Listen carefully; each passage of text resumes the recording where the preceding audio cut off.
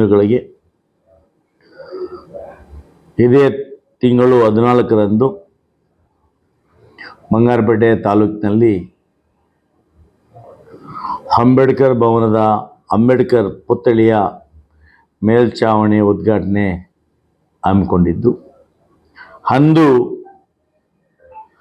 ಬಂಗಾರಪೇಟೆ ಇತಿಹಾಸದಲ್ಲಿ ಮೊದಲನೇ ಬಾರಿಗೆ ಎಲ್ಲ ಸಮುದಾಯಗಳು, ಒಕ್ಕಲಿಗರ ಸಮುದಾಯ, ಕುರುಬ ಸಮುದಾಯ, ಬಲ್ಜಿಗ ಸಮುದಾಯ, ದೋಬಿ ಸಮುದಾಯ, ಹೊನ್ನಿಕುಲ ಸಮುದಾಯ, ಗೊಲ್ಲರ ಸಮುದಾಯ, ಲಿಂಗಾಯತ ಸಮುದಾಯ, ರಾಜ್ಯ ಸರ್ಕಾರಿ ನೌಕರರ ಸಂಘ, ರಾಜ್ಯ ಸರ್ಕಾರಿ ನೌಕರರ ಮಹಿಳಾ ಸಂಘ, ಪರಿಶಿಷ್ಟ ಜಾತಿ ಪರಿಶಿಷ್ಟ ಪಂಗಡದ ನೌಕರರ ಸಂಘ,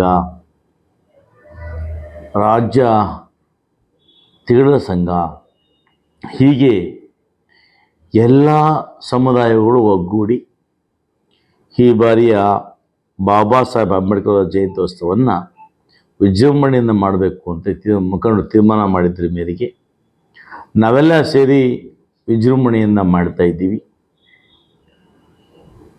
ಬಾಬಾ ಸಾಹೇಬ್ ಅಂಬೇಡ್ಕರ್ ಅವರು ಕೇವಲ ಒಂದು ಜಾತಿಗೆ ಸೀಮಿತ ಆದವರಲ್ಲ. ಇವತ್ತು ಅವರು ಬರೆದಿರ್ತಕ್ಕಂಥ ಸಂವಿಧಾನದಿಂದ ಈ ದೇಶದ ಪ್ರತಿಯೊಬ್ಬರೂ ಕೂಡ ಸೌಲಭ್ಯ ಸಿಕ್ಕಿದೆ. ಆ ನಿಟ್ಟಿನಲ್ಲಿ ಅಂಬೇಡ್ಕರ್ ಜಯಂತಿಯನ್ನು ಜಾತ್ಯತೀತವಾಗಿ ನಾವೆಲ್ಲ ಒಗ್ಗೂಡಿ ಮಾಡ್ತಾ ಇದ್ದೀವಿ. ಈ ಒಂದು ಬರ್ತಕ್ಕಂಥ ಕಾರ್ಯಕ್ರಮಕ್ಕೆ ತಮ್ಮೆಲ್ಲರನ್ನು ಕೂಡ ನಾವು ಸ್ವಾಗತ ಮಾಡ್ತೇವೆ. ಹೆಚ್ಚಿಗೆ ಗ್ರಾಮೀಣ ಭಾಗಗಳಿಂದ ಕೂಡ ಎಲ್ಲ ಸಮುದಾಯದ ಮುಖಂಡರು, ಯುವಕ ಮಿತ್ರರು, ನಾಯಕರು, ಅಂಬೇಡ್ಕರ್ ಅಭಿಮಾನಿಗಳು ಎಲ್ಲರೂ ಕೂಡ ಭಾಗವಹಿಸಬೇಕು. ತಮ್ಮೆಲ್ಲರೂ ಕೂಡ ಆತ್ಮೀಯವಾಗಿ ಸ್ವಾಗತವನ್ನು ಕೋರ್ತೇವೆ.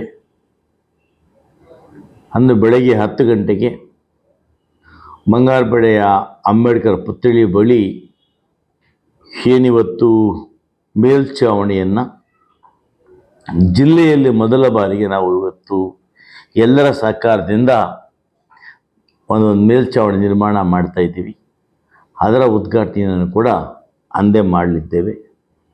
ದಯಮಾಡಿ ಎಲ್ಲರೂ ಕೂಡ ತಮ್ಮ ತಮ್ಮ ಗ್ರಾಮಗಳಿಂದ ಹೆಚ್ಚಿನ ಸಂಖ್ಯೆಯಲ್ಲಿ ಬಂದು ಬರ್ತಕ್ಕಂಥ ಪ್ರತಿಯೊಬ್ಬರೂ ಕೂಡ ಊಟೋಪಚಾರ, ನೀರಿನ ವ್ಯವಸ್ಥೆ ಇವೆಲ್ಲವನ್ನು ಕೂಡ ಮಾಡಿದ್ದೇವೆ.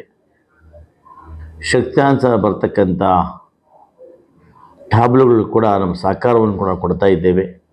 ಹಾಗಾಗಿ ಎಲ್ಲ ಕೂಡ ಬಂದು ಭಾಗವಹಿಸಿ ಸಂವಿಧಾನವನ್ನು ಬರೆದಿರ್ತಕ್ಕಂಥ ಅಂಬೇಡ್ಕರ್ ಅವರಿಗೆ ಗೌರವವನ್ನು ಸಲ್ಲಿಸಬೇಕು ಅಂತೇಳಿ ನಾನು ಬಂಗಾರಪೇಟೆ ಶಾಸಕನಾಗಿ ತಮ್ಮಲ್ಲಿ ಮನವಿಯನ್ನು ಮಾಡ್ತೇನೆ.